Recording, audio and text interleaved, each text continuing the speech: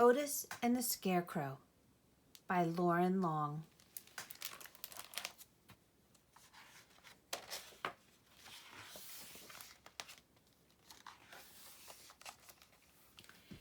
It was summer when the Scarecrow first came to the farm where the friendly little tractor named Otis lived, back when the corn was tall and ripe.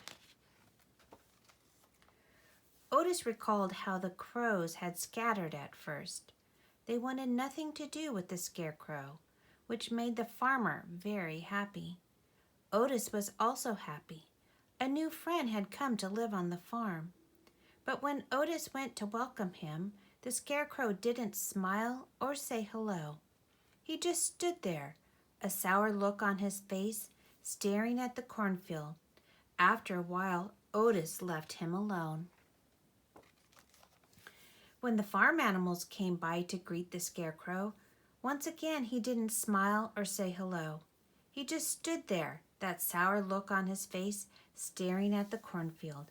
The animals didn't know what to think. Who was this new creature? The horse curled his lip at the Scarecrow's musty smell.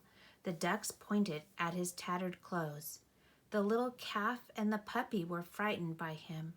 Finally, the bull snarled, huffed, and turned away, and the Scarecrow stood there, alone. Summer passed, and by, the crows came back around. They perched, picked, and pecked at the Scarecrow. Otis noticed that the Scarecrow didn't shoo them away. He just stood there with that sour look on his face, staring off at the cornfield. Otis puffed a soft sigh and turned to catch up with his friends. Autumn eventually arrived. The days grew shorter and cooler. Harvest time had left the fields bare, except for the plump pumpkins dotting the fields orange. Otis began pulling wagons filled with children eager to pick out a pumpkin to carve into a jack-o'-lantern. The farm looked different, but Otis loved the changing seasons. He worked and played as hard as ever. Putt, puff, puttity, chuff. It was a splendid time for the farm, for being together with family and friends. The cool air drifting through the hills made the animals more rambunctious than ever. A simple game of follow the leader turned into a reckless race over the rolling hills. A game of hide and seek turned into a rowdy rendition of Ring Around the Rosie, the animals playfully circling Otis as he sat counting 1 putt, 2 puff, 3 puttery, 4 chuff.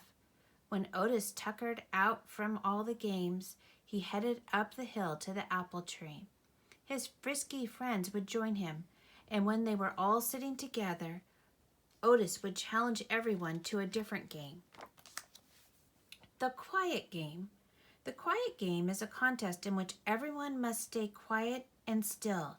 No sounds, no laughing, no snorting, quacking, giggling, or puffing. The player who stays quiet the longest wins. Otis knew the animals loved playing any game, even one that challenged them to sit still. To start the game, he would surge his engine to get everyone's attention, take in a deep breath of air, and let out a long, soft putt, puff, putty, shh. Otis would sit quietly and look over the farm. There was Mud Pond full with the autumn rains. There were the plump pumpkins dotting the fields orange, and there were the shocks of corn fodder all in a row. And there still was the Scarecrow, all alone, staring sternly at the empty cornfield. The puppy was always the first to lose the quiet game. He just couldn't sit still. The bull would twitch his nose, which made the little calf giggle. This made the bull chuckle with a snort. The bull's snort would amuse the ducks, and their bottoms would wiggle as they held back their giggles. The sight of the ducks' wiggling bottoms would amuse the horse so much that he would roll on the ground, neighing with laughter. At this, the ducks would quack out loud, and soon everyone would be laughing, snorting, quacking, and giggling. This always left Otis the winner. a big grin on his face as he sat under the apple tree with his friends. One day, a cold rain set in. Otis and the animals ran for cover under the apple tree. They huddled together for warmth as Otis looked over the farm. There was the overflowing mud pond. There were the shiny wet pumpkins and the soaked corn shocks all in a row. And there, swaying back and forth in the cold wind and rain, was the Scarecrow. Otis couldn't take his eyes off of him. He thought about how the Scarecrow must feel. Otis stood up. He marched down the hill, put, puff, putty, chuff, and crossed into the empty cornfield. Without hesitation, Otis chuffed and puffed straight up to the Scarecrow. Back under the apple tree, the animals watched intently. Otis looked up into the painted eyes of the Scarecrow and smiled. The Scarecrow didn't smile back. He just stared off at the empty cornfield as always. The two of them stood quietly in that great big field as the wind and rain battered them. Then Otis turned his body around and backed right up alongside the Scarecrow, and with a chuff, he sat down next to him.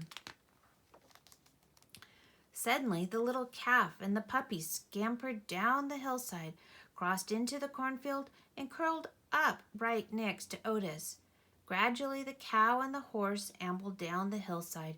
Before long, the ducks waddled their way down too. And finally, the big bull sauntered down into the field, joining the others.